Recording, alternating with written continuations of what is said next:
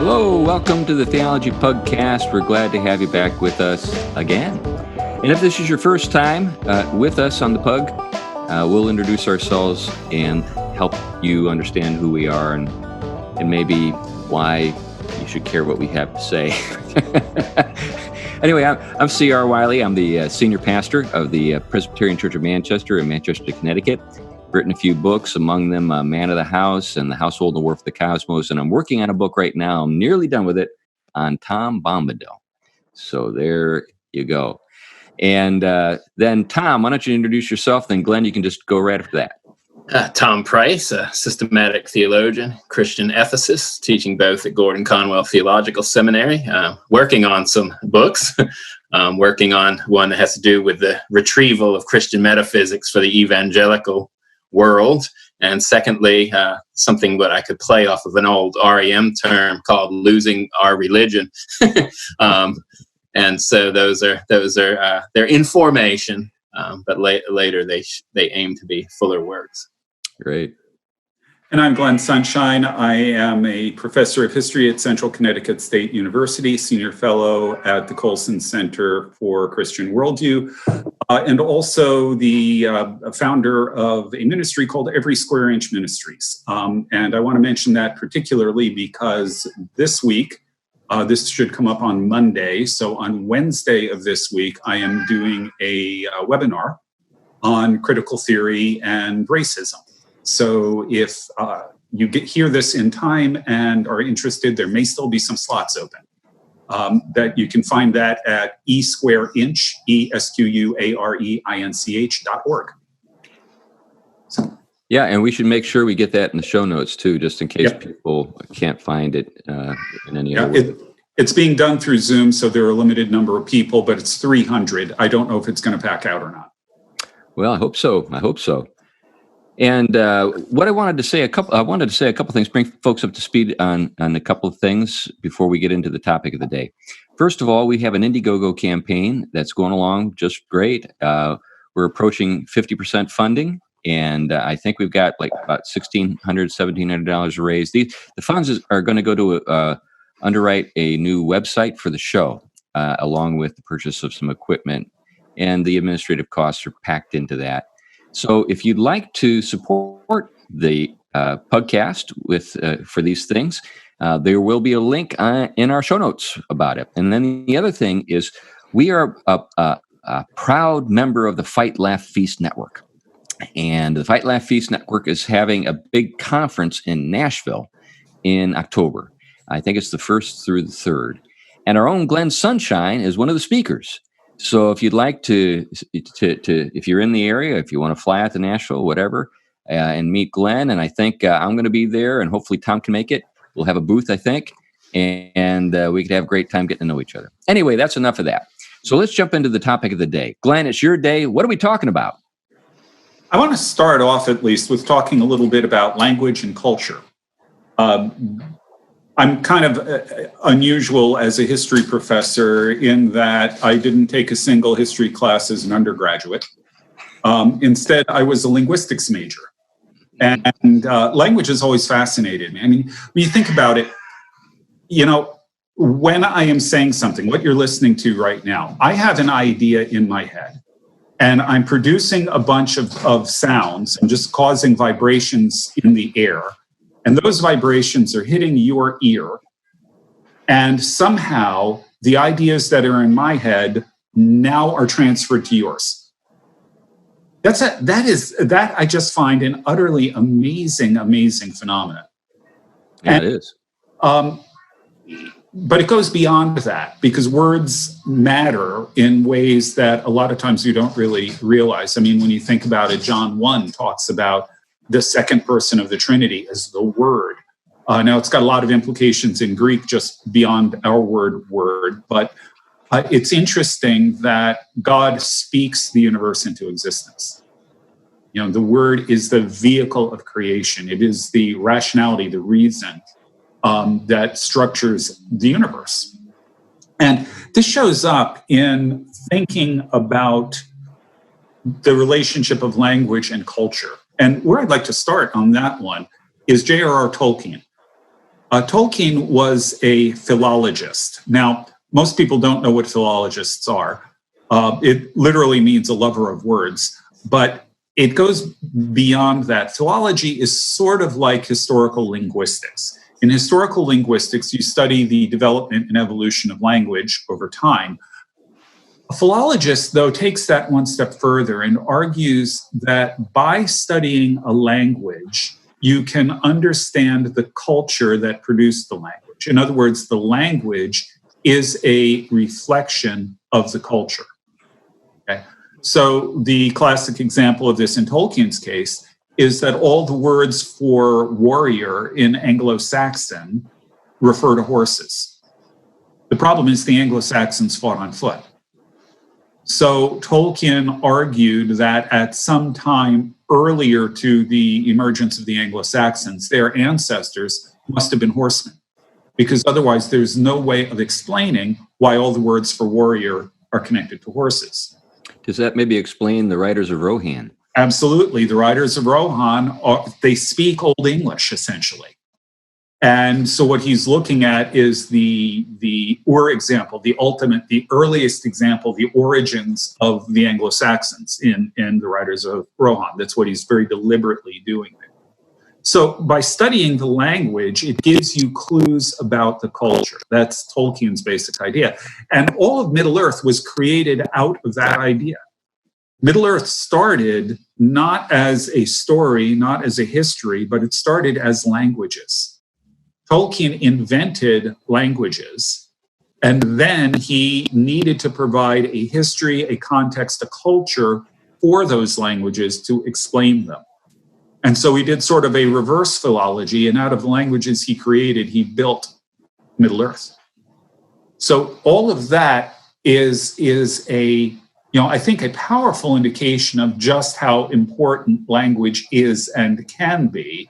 And it's an interesting reflection on the connection of language to culture, that the language, in fact, reflects the culture. There's also, I think, an interesting relationship between, the creation story in the Bible.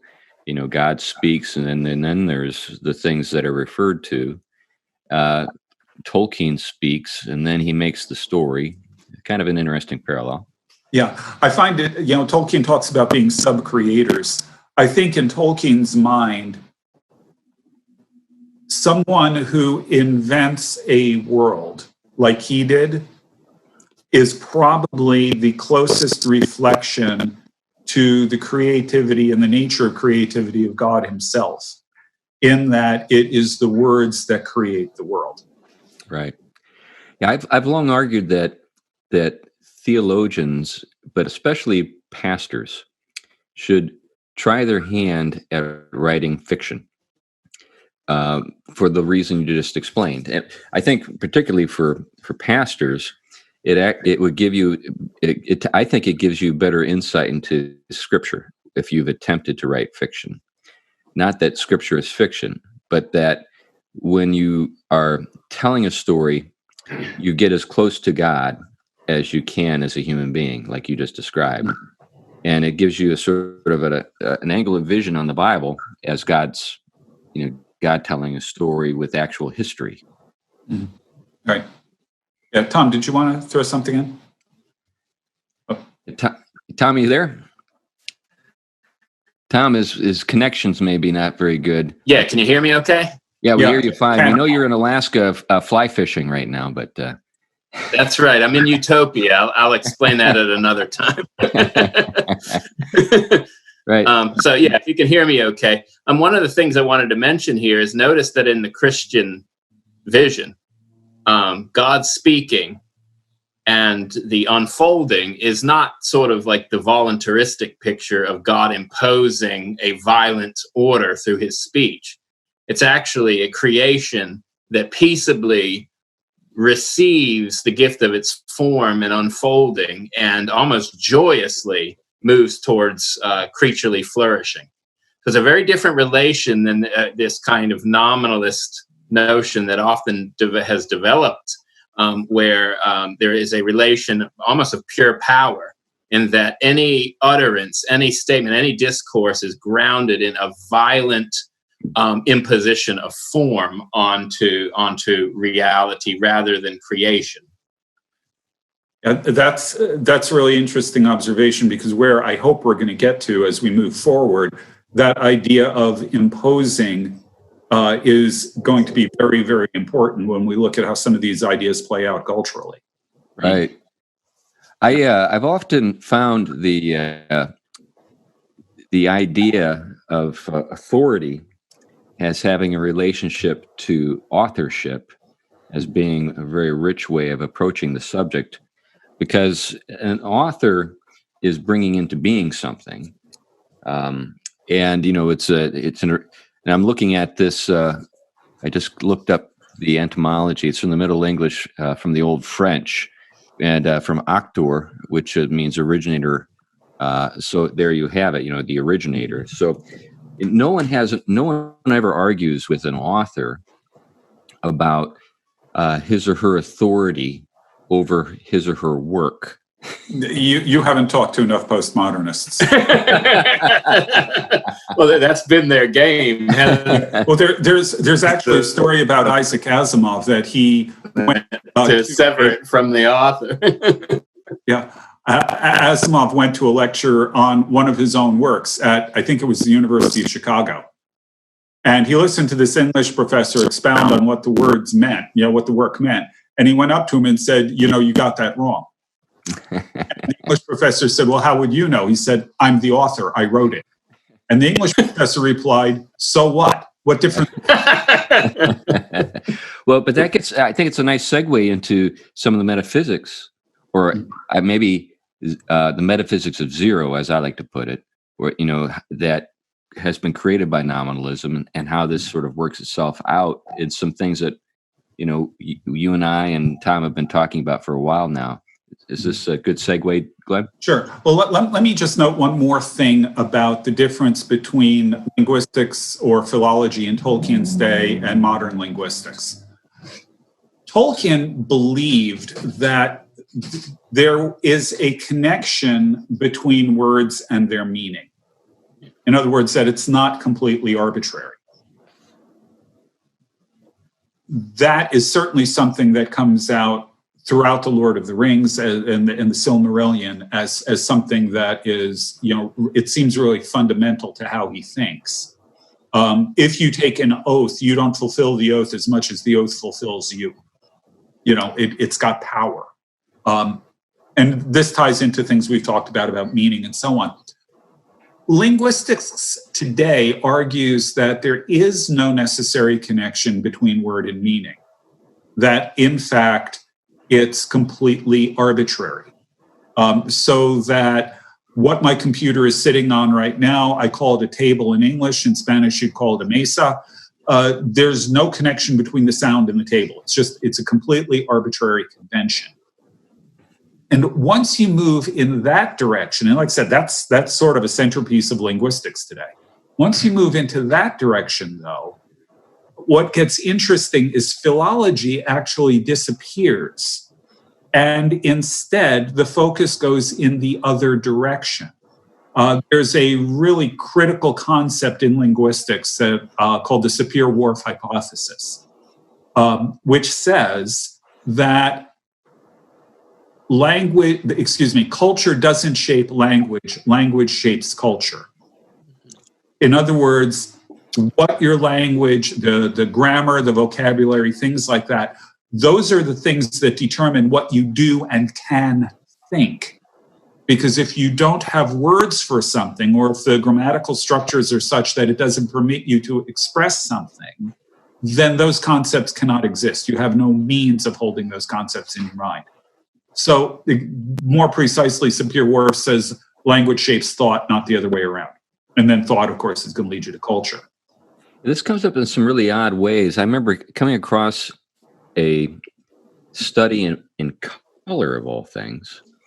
And what this particular study did is it with that approach, proposed that human beings couldn't actually see certain colors until the words came into use that would allow them to see the colors. Right. And, looking at this historically, we can see when certain words occur. For example, red is usually one of the very first. So you got white and black. Those are always where you start. The red is next. So, of course, the theory for that is violence, blood, that kind of thing. Then you get, generally gold and green and stuff like that. And blue is a kind of a latecomer. And the idea that was expressed in this study, this is a very learned study, was that people couldn't see blue in the sky even until the word came into being, which is kind of a chicken and egg problem. I mean, Right. Yeah. right? I mean, why did you come up with the word if there was no ability to perceive the blue? Right. But anyway. And I think that that's actually a little bit silly. I think that instead they had a different word that they used to describe the color of the sky, because again, there are examples in linguistics of languages that combine color and texture, so that white smooth and white fuzzy are two different colors. Got you. Other languages have one word that they describe as earth color, which covers everything from the yellow spectrum to brown and oranges. All of those kinds of things are included in earth color. So they may not have defined blue the way we do, and they didn't have a word specifically for the color because they didn't define it that way. But the color, what they were seeing in the sky, was subsumed into another word, most likely. Yeah, that makes sense to me. It was just a kind of a curious thing. It was one of these things, I'm listening to this series of lectures on color, and it's just, I'm kind of astounded at the whole approach. Yeah, blue is one of those that comes up in these discussions. I've seen a bunch of people who are making that argument specifically about blue as a color. Right. And I do think it's worth noting there, though, there is probably a more complicated argument in that direction. I mean, Lewis made one similarly. He almost said it from the conceptual worldview level, that if we don't have certain grammar categories for understanding certain realities, we tend to push them into the concepts and worldview vision that we have.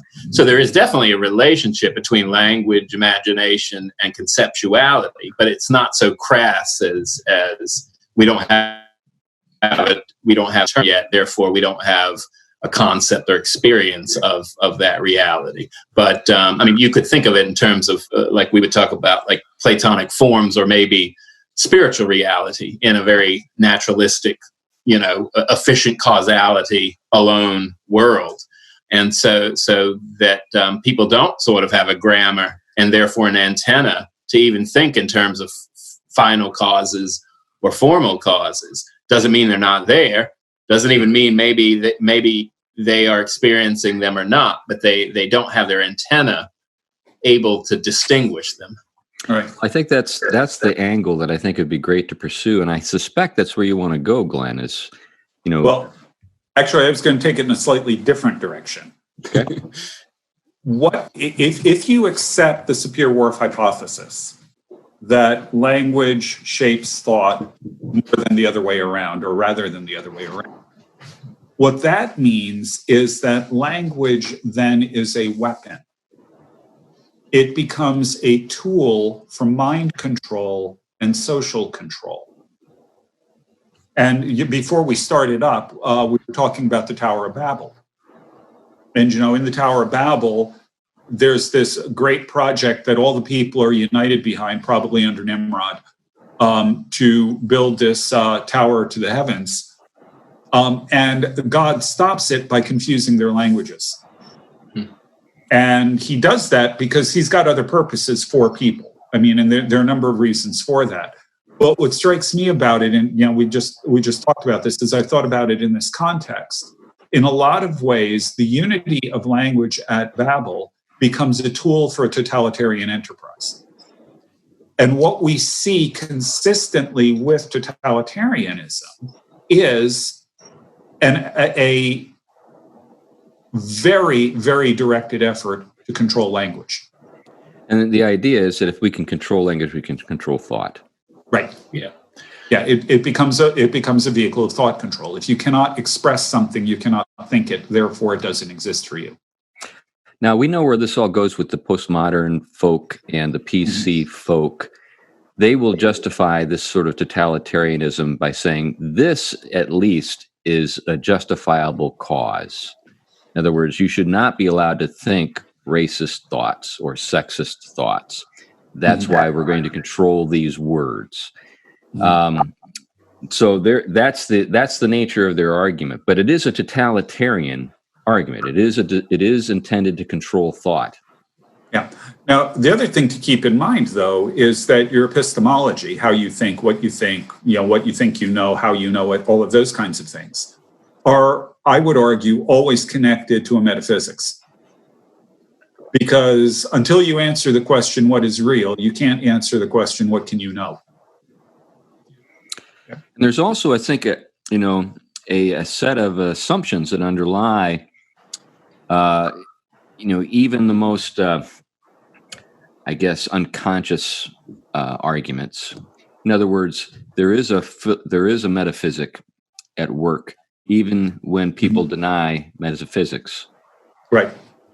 We can talk about it in different ways, but typically people who argue against metaphysics have a kind of scientism that they subscribe to, or they want to make everything absolutely arbitrary, in the sense that culture is simply a matter of power relationships. Right. And some people get what they want and other people don't. Yeah, at this point, I want to go back to something Tom's talked about a lot of times, the idea of Kantian man. Because ultimately, if you look at Kant, what Kant says is there are, in a sense, two universes out there. You've got the noumenal world, which is the world as it really is, the thing in itself, all of that kind of stuff. But unfortunately, we don't have direct access to the noumenal world. All we have access to is the phenomenal world. That is the world as it appears to us. And if I think Kant was thinking primarily of sense perception and things like that. But if you take that basic idea that the only access we have to the world is the world as it appears to us, and then you add the idea that your culture determines what you see, then you're in a situation where Kant leads you into a world in which, there may be objective reality out there, but it's completely inaccessible to us. And therefore, everything is relative. The thing about the history of thought is there's really no new ideas, just new ways of kind of putting things. This argument goes way back to Socrates and the sophists. It goes back to the skeptics, and the people at the academy who believed in a reality that exists apart from us, that we can actually see and know. And it seems like, there are points in sort of the history of thought where the forces of decay and dissolution, which is, I think, what we're talking about here, are ascendant. They're trying to driving history, or at least what we see going on around us. We live in such a time. Yeah. But I think the thing that we can take some comfort in is we've not been here. I'm going to put it this way: we have been here before. Yeah. And eventually people come around. May take a while and may take some blood, but people do come around. Yeah. Well, and it's interesting that, you mentioned Kant, which that's where I was going to go. And I'm glad you kind of introduced it first, is I think Kant was hopeful that our categories were universal, and so that everybody shared them. And so we were going to eventually come around to a consensus. And I think you hit it right on the note that what happens is Kant gets almost hijacked by Hegel, and then sort of history is understood now as the absolute becoming absolute through the relative aspects of time in conflict. So God, the absolute, basically is realizing itself, his mind, through time. And so one idea and one culture becomes the manifestation of that idea, but a new one comes along, but the new one is not consistent with it. It clashes with it. So this ontology of violence, as some theologians would call it, is at the heart of this new use of language and understanding of social and cultural ability to kind of have possession of its own culture and identity. And so, I don't know if I said that clearly, but in other words, there's this really different view of what's going on behind language as power from the nominalists, as detached from the real with the Kantians, and then attached to this dynamic of clash and conflict with Hegel. And so you now have this cesspool of kind of totalitarianism that is combined with mob psychology that kind of makes language nothing more than the imposition of an arbitrary relative perspective onto the world as if it's an absolute.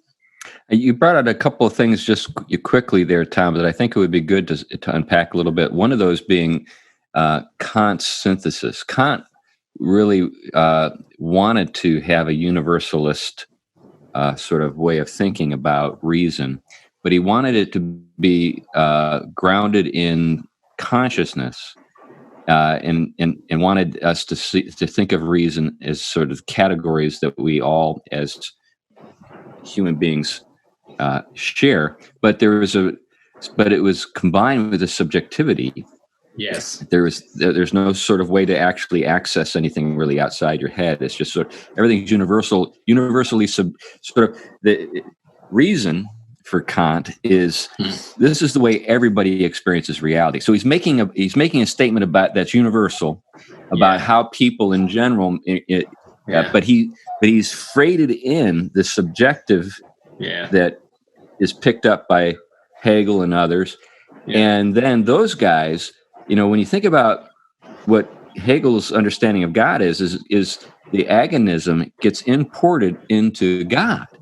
So the conflict is in God, and we just happen to be caught up in God's, sort of working things out.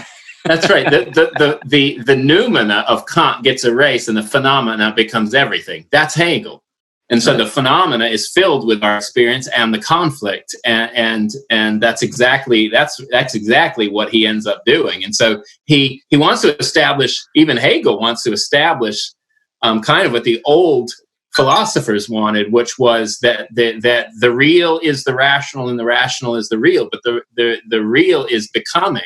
It's not being here, and so therefore it is not like old classical ways of knowing and discursive reasoning to know reality and persuade. It's dialectic, it's conflictual, and so conflict. And you listen to language going on all around the world after Hegel is conflict. We need to have conflict. We need to have this in order to achieve the next stage of consciousness that is just. Now, one of the things that can come as something of a shock to our Reformed friends out there who, are great fans of 19th century Reformed theology, is that many of their heroes are operating within a Kantian frame, and their way of talking about reason has more in common with Kant than it does with Augustine. And they can't see that.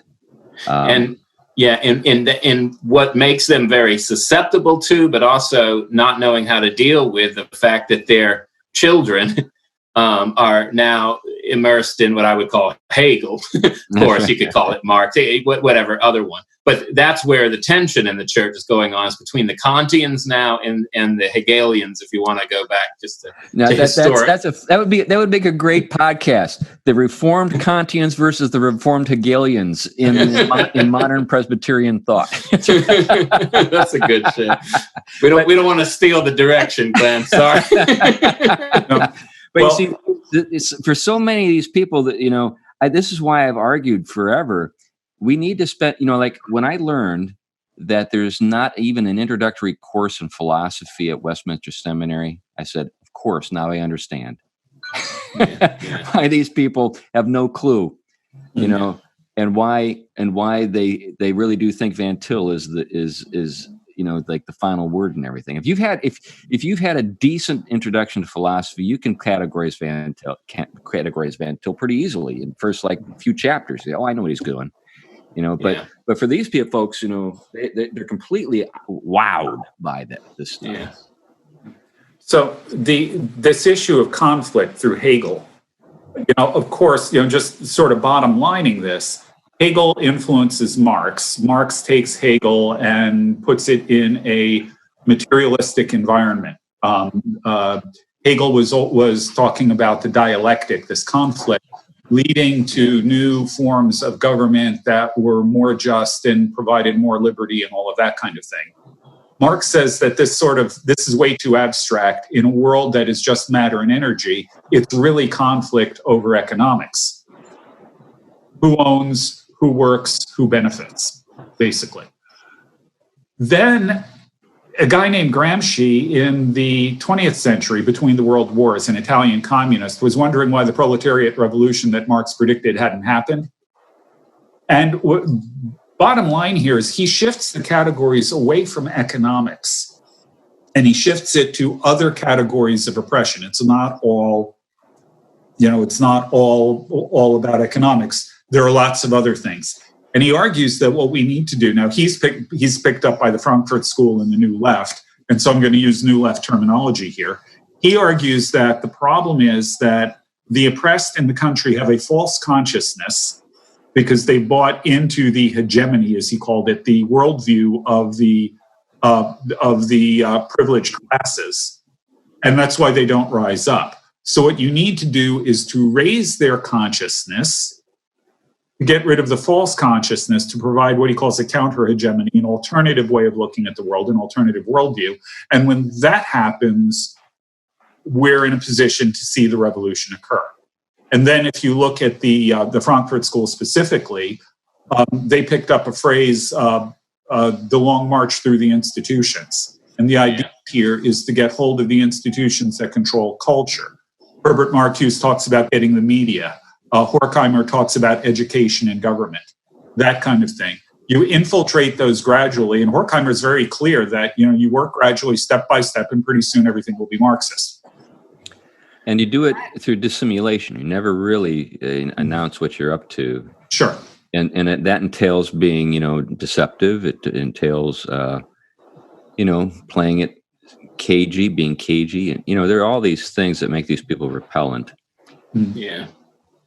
But the key here is that philosophy, that entire way of thinking about it, with its roots in materialistic philosophy of Marxism, which ultimately says there really isn't any meaning except what society imposes on it.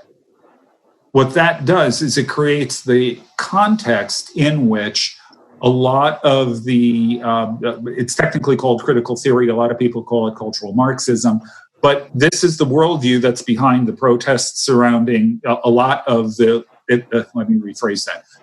protests surrounding George Floyd's death are genuine protests against police brutality and racism. But a lot of the leaders in these protests are self-consciously using them as a way of promoting a critical theory approach to the world that sees everything in terms of oppressors and oppressed. And what we see emerging from that is a very specific, back to language, a very specific way of using language and approaching language as a way of controlling culture, controlling thought, and so on. In that language, sorry, Chris, go ahead. Well, I'll just be quick, Tom. I think that what that shows is these are opportunists. Mm-hmm. And many well-meaning people are not adequately prepared to deal with such people. They're looking for allies. They're looking for people who say they understand and are being taken advantage of. I think there are a lot of really good-hearted African-American people who are appalled at what happened to George Floyd. And rightfully so. Sure. And what happens, though, is that this gets co-opted. So I saw a mural. This must have been painted like within 2 or 3 days. It was a mural on a building that had five faces: Rosa Parks, Malcolm X, George Floyd, MLK, and Lenin. Yeah. Vladimir Lenin. And they're all crying tears of blood. And the artist was very, very savvy. He had managed to take Lenin's skin tones and give them a kind of African American or darker hue. So it was a very subtle and I think manipulative approach to doing what we just talked about, co-opting, and it's something that on its own terms could be addressed as unjust and a real bad thing, but incorporating it into a larger agenda. Right. And, you can see, I would go farther, it's not just Marxist, you can see the Maoist elements of this right now in the demand for public apologies, public renunciation of privilege and all of that. It is being done in a way that looks for all the world to me like the Cultural Revolution. Yeah. And what you have is a sort of, what we're seeing is something we've always been, I start my critiques at home kind of with the evangelical church. And when you have a church that's gutted its religion, it's abandoned its theology, it's become an entertainment of the bourgeois, if you want, or whoever, and basically has nothing to offer in terms of addressing real sin in the world and in its communities or anything else. Well, what do you look for? A substitute. Tom, 1 second, Tom. Don't hold back. Tell us what you. But what do we end up looking for? We look for something that has the religion and the theology that's going to at least start to attempt to deal with things that somehow have not been addressed or are not addressed in a way that I'm able to see it and know what to do with it. And so we've been saying week after week, for example, you eliminate true religion from true theology, right? The ordering of our loves, the sacramental connection to communion with God, its rituals. What do you have? Well, I'm seeing rituals that look very much like a cultic version of Christianity, being people bowing, asking for atonement, confessing to people who they've sinned against, all the stuff that we do weekly in the church, confess our sins to the Lord collectively as a body, receive collect that, and we're united in Christ's atonement to move in peace. This is all being, of course, hijacked. This is what typically Marx did, and this is what the movements that followed Marx is they took these things, they cut them out of their original setting, they redefine them, newspeak, and then they employ them to carry out an alternative vision that uses the same language or a similar language, justice, atonement, sin, prejudice, all these things, but it's redefined, and it's redefined in a very sinister type of eschatology rather than one of peace. And I'll add to that, the one thing that it is completely missing is grace. Yeah. Because no matter how woke you are, you can never stop being white.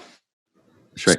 Well, and that's it. And we live here in New England, where we have a particularly virulent form of liberalism that's been around a while. So we can kind of speak to this in a way that I think people in other parts of the country are just beginning to experience. What we have is a parody of the Christian faith, and it's an ugly one. It's the sort of thing that I would say it would be best expressed by zombies, sort of, because what you have is what appears, there's animation, there's movement, but there's no genuine life. Form of godliness, but it denies the power thereof, that kind of thing. Yeah. And these people actually delight in their obscenities. They celebrate anything that is unnatural. And there's a vindictive side, and this is what you also see. It's not about reconciliation. It's not about Christ bearing the punishment for sin and becoming the means of peace for true, genuine reconciliation and non-idolatrous relations.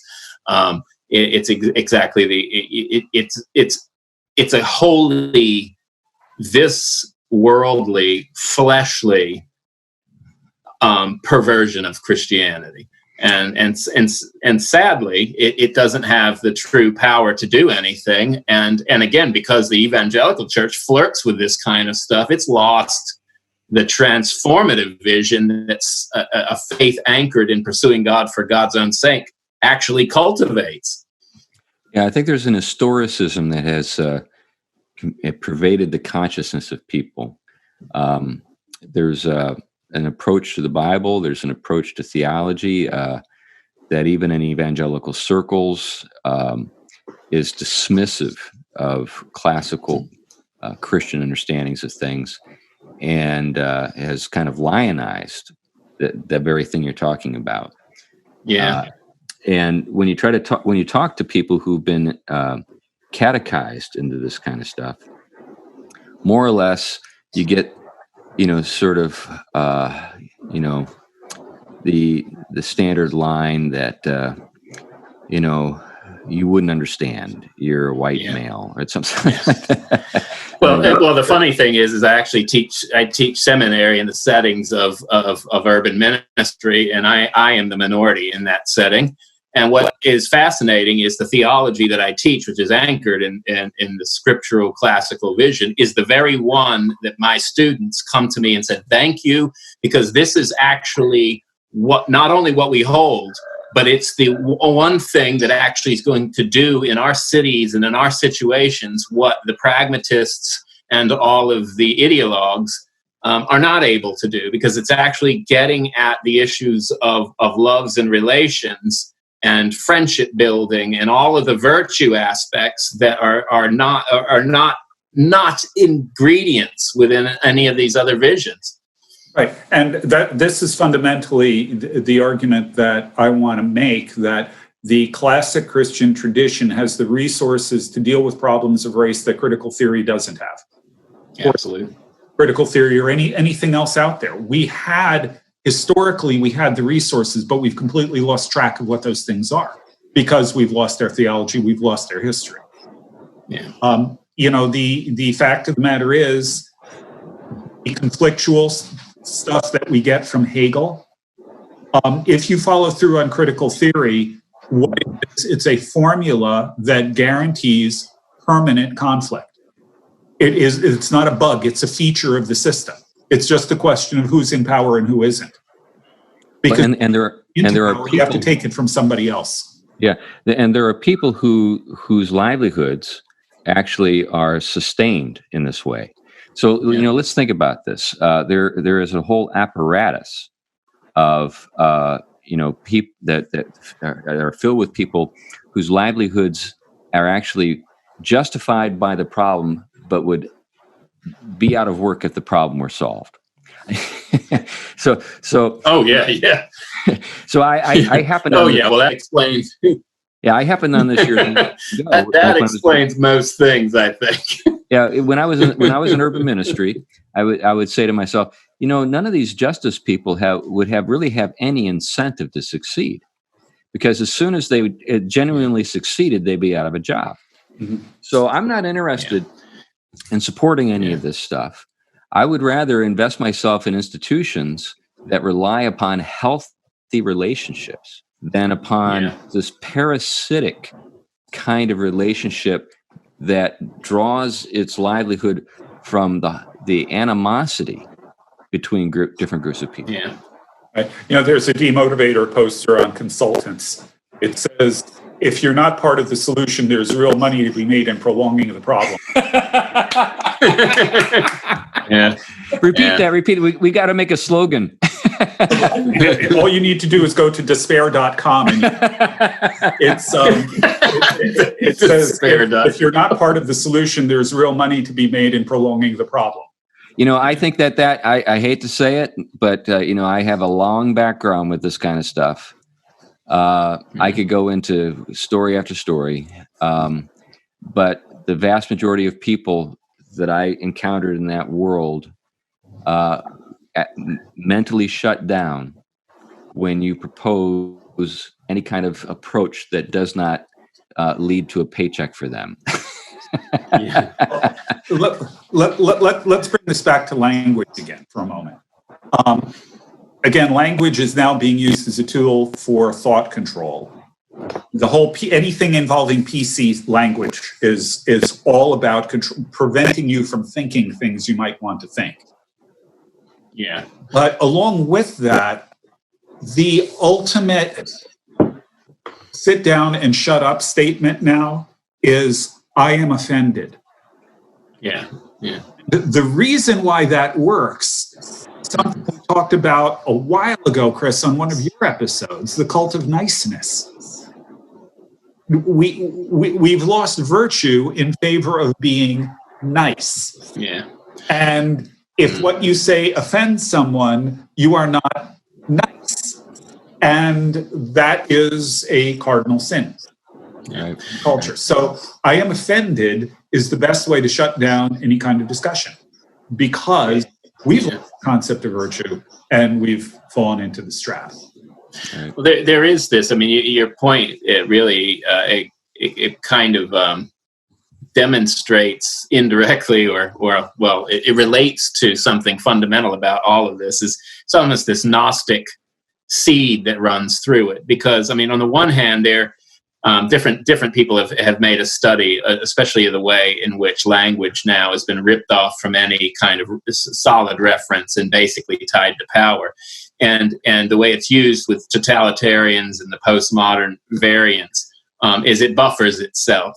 So it becomes a form of fideism. It's all commitment with no reason for it. So it's Gnostic in the sense there isn't any reason for it. You're either woke, which is just another term for Gnostic enlightenment, or you're not.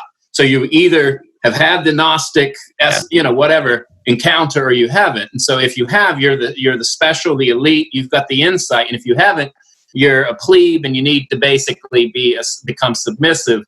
And so there's your Manichaeism and your Gnosticism, and then it's buffered from any critique, so it can't touch up against any reality because it's not allowed to be challenged by any reality.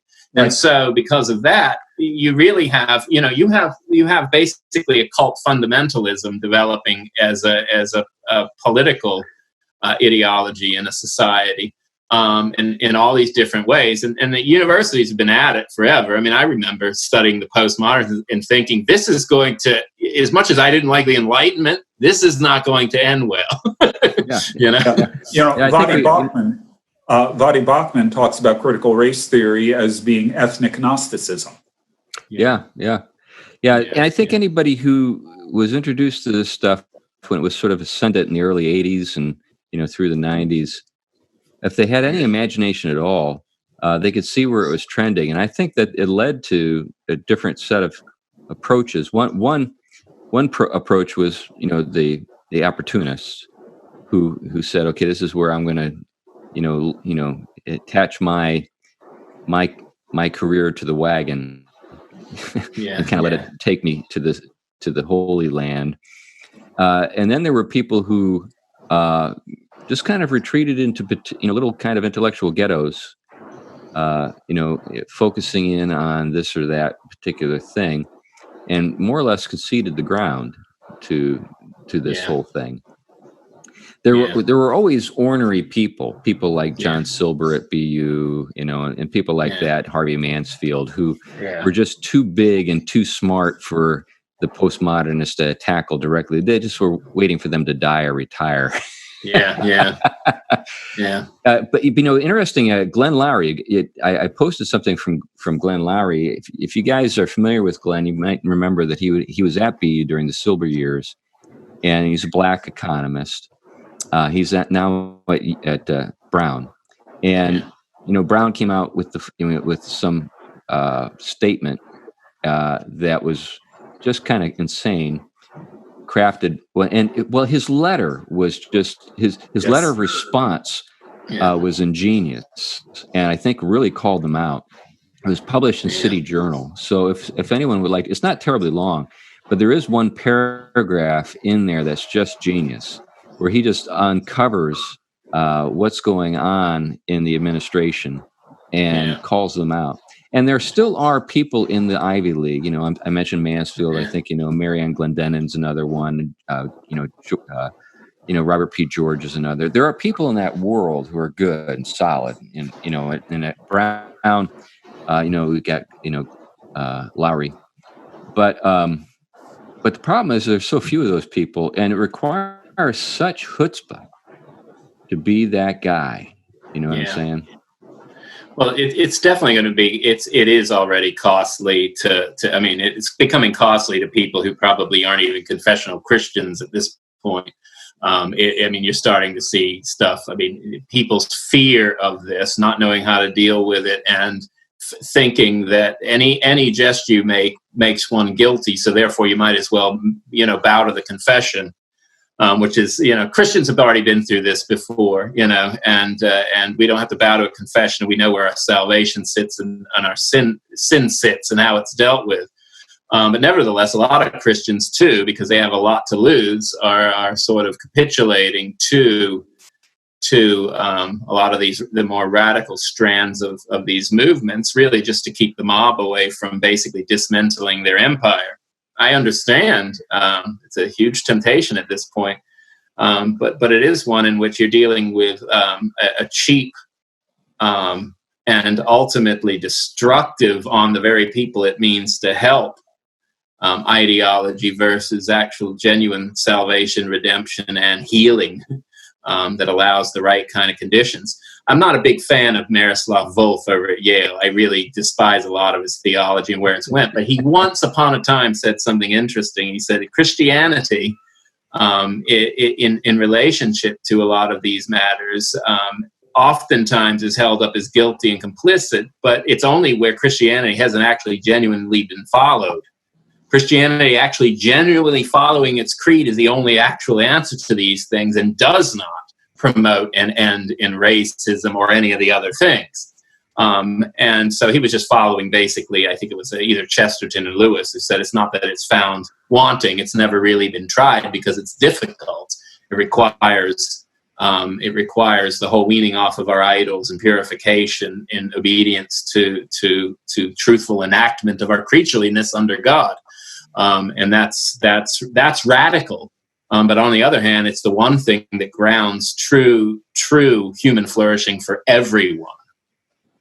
I think the nature of language to focus in again on Glenn's initial subject. I think a couple thoughts come to my mind. One is that there are ways to use language that undermine all of this. Yeah. And then the other thing is that because language is not rooted exclusively in culture, but is actually rooted in some kind of,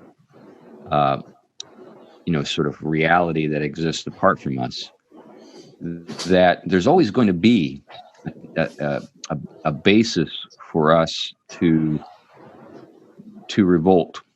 So getting back to the Babel story, one of the things about something like a curse is that when you look at a curse, there's, anything that God says is doing a lot of stuff. It's not just, sort of a simple explanation, as often is the case for why French people and English people speak different languages.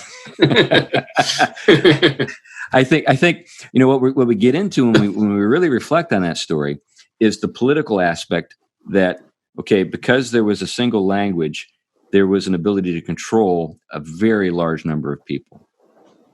There's no room for freedom in that, in the sense that there's no way to express another way of thinking or a different project or a different goal, agenda, or whatever. And so God curses the Babel experiment, or maybe the Babel project, with this very clever and subtle curse, which is allowing people to say things that don't go along with the official line. Mm-hmm. And so because they're able to say things that don't go along with the official line, they're able to do their own things. Now, obviously, that brings an end to the big project. But that's the genius of it. That's what I'm kind of getting at. I think the genius of the Babel curse is on the one hand, it's a check to human pride, which is what we saw. What you had in Babel is an attempt to divinitize, the city, And so it puts a check on that, but it also creates an ability for people to say things that are not the official party line. Not approved. Go ahead, Glenn. Yeah, not approved. That's right. So I was joking the other day about this new moniker that's come out, Karen. Don't be a Karen, or you're such a Karen, that kind of thing. A Karen is basically an officious and sort of censorious woman who is kind of a grammar Nazi or any kind of thing that just, in other words, she kind of gets her jollies by being, kind of a brown noser and informing on people. There's a particular feminine expression of that is a Karen, right?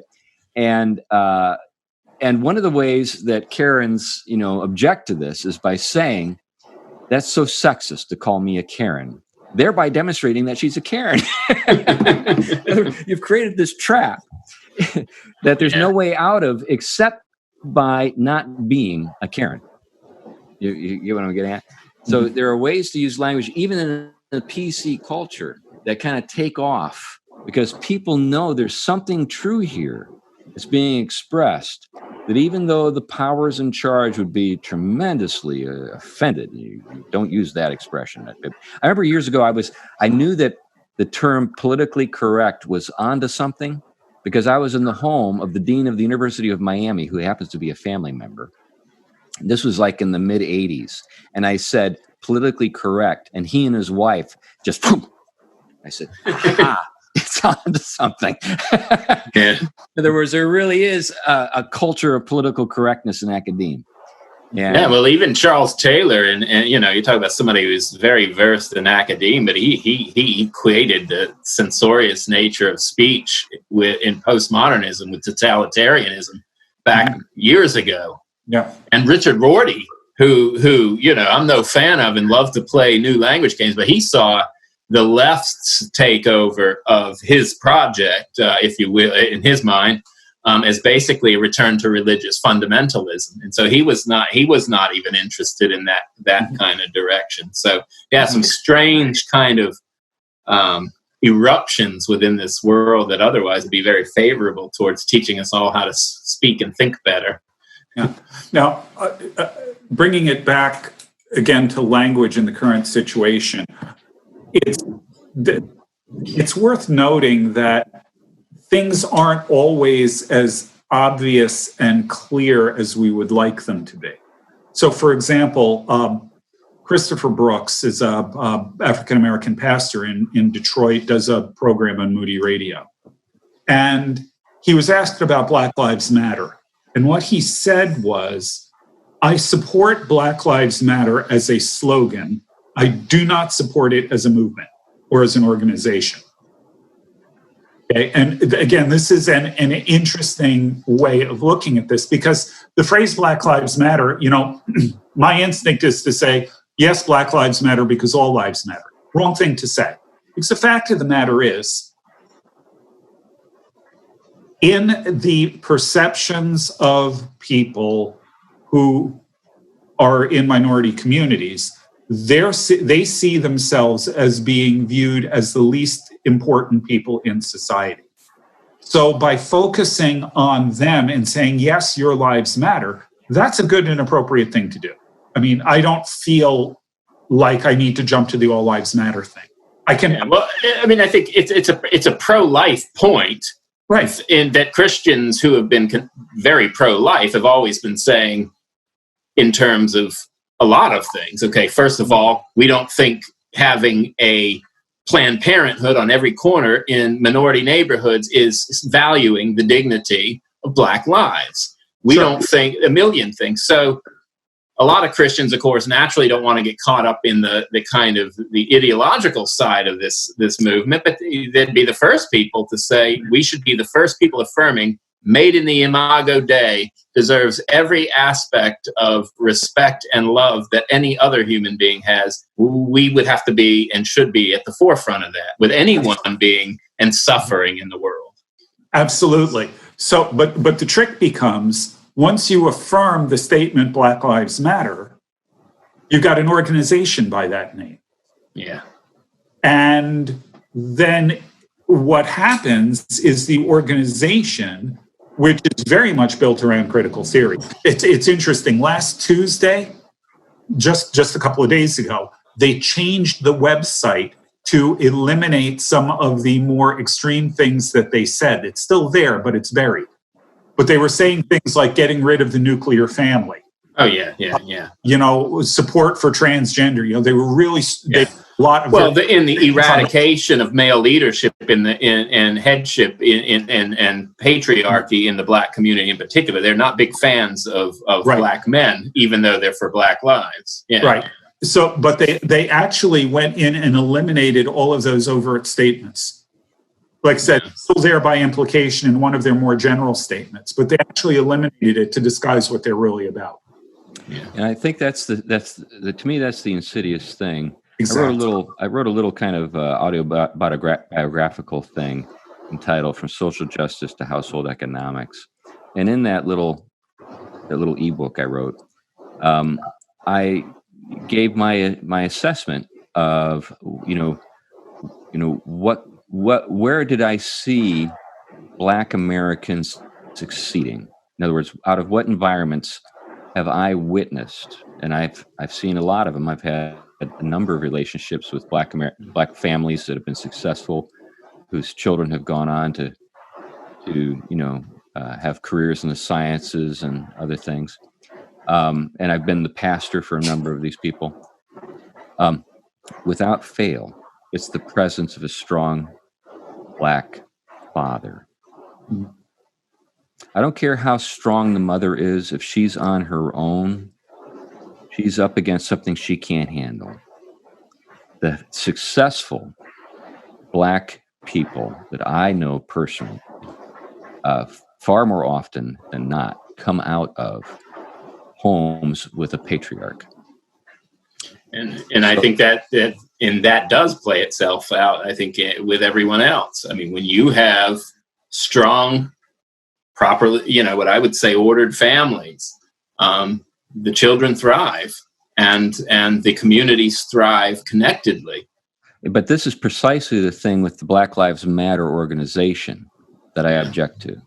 And to me, that is such a significant problem that I am categorically against the organization Black Lives Matter, because I think that it actually undermines Black lives.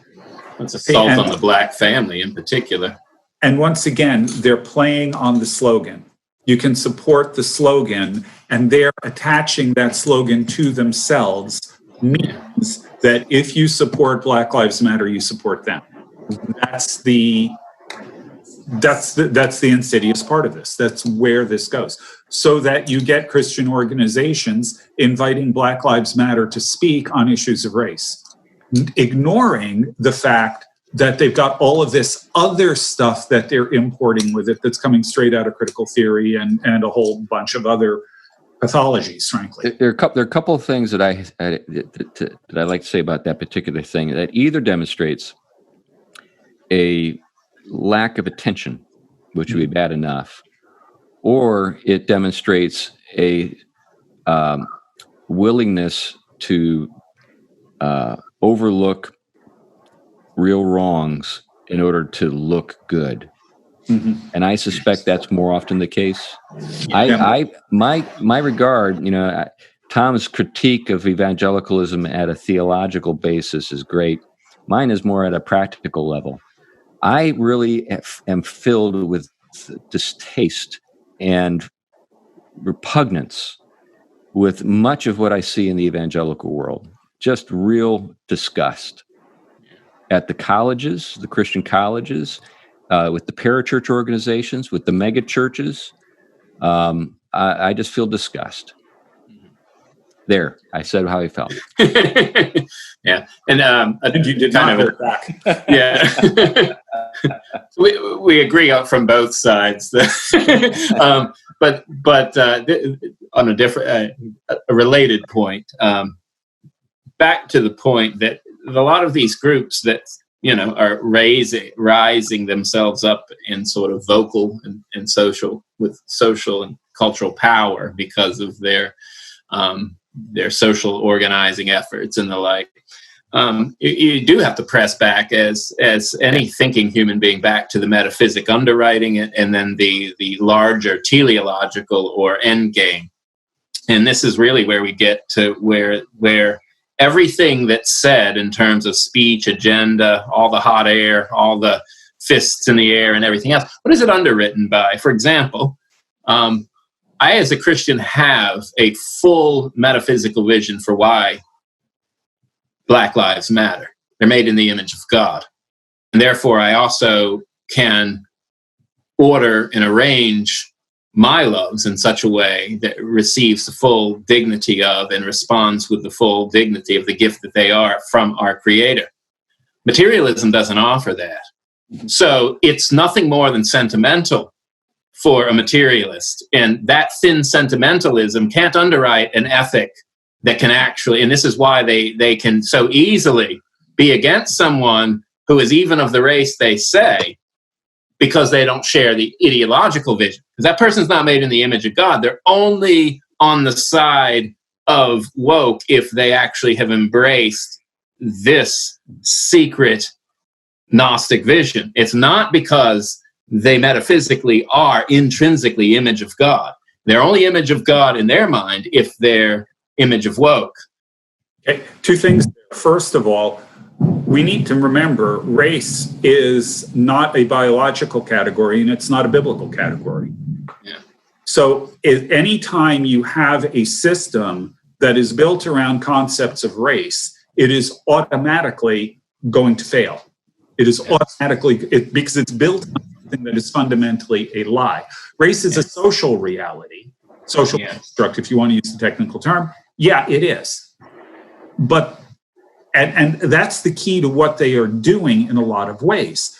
They look at it as a social construct.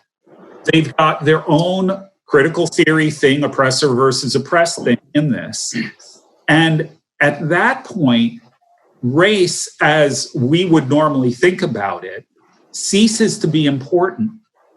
Thus, if you look at the riots following George Floyd's death, look at the number of Black police officers who were assassinated.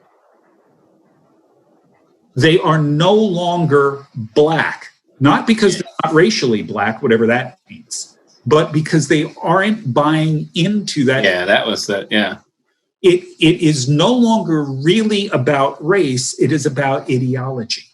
Yes, yeah. Well, that's it. That was kind of you said in other words the point I was trying to make. Yeah. And then the other thing is let's just, since we're not holding back, social justice belongs first and foremost to Christian social teaching.